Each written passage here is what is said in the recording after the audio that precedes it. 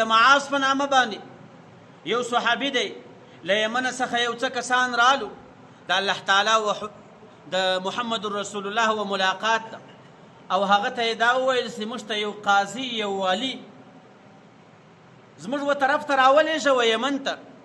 چې هغه و موږ ته قضاوي کوي زموږ تر مابین فیصلې کوي او موږ ته د دین احکام راشي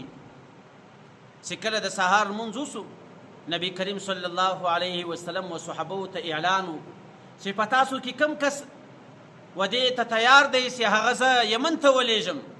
او هلته و هغو خلکو ته د الله تعالی احکام بیان کړي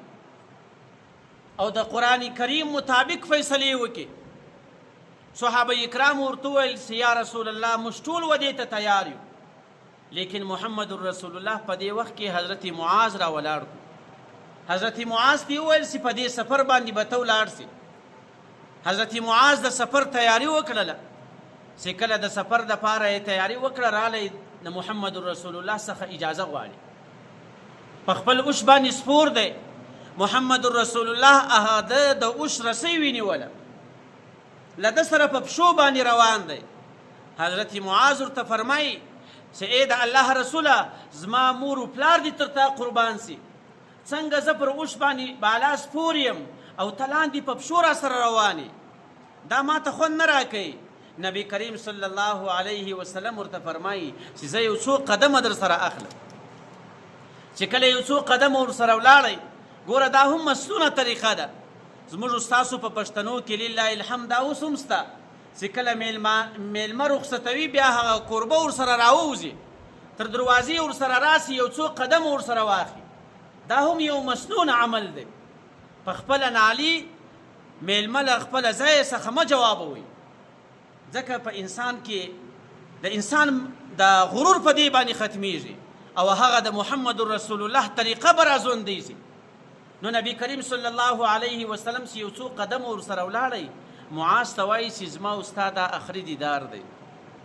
چې کله بیا ته له یمن راځې بیا به ته زما ملاقات نه وکې بلکې زما د مقبرې ملاقات به بیا کېږي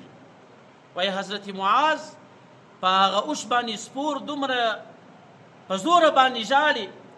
آخر په محمد رسول الله په دې باندې وبېرېدی چې داسې نه چې له اوښ څخه راولوېږي نو نبی کریم صلی الله علیه وسلم وده ته فرمایي چې ای معاذ ان اولا بی یوم القیامه المتقون په ورځ د قیامت باندې و ما ته مقرب انسانان و ما ته نږدې انسانان هغه به کم کسان وي المتقون چې هغو تقوا کړې وي اینما کانو حیث ما کانو هغه که په مشرق او په مغرب که په شمال او په جنوب کې وي حیث ما کانو هغه که د هر رنګ سړی وي د هغه جایداد ته اعتبار نسته د هغه ورنګ ته اعتبار نسته ما ته به د قیامت په ورځ هغه کس نږدې وي چې هغه په دنیا کې تقوا اختیاره کړې وي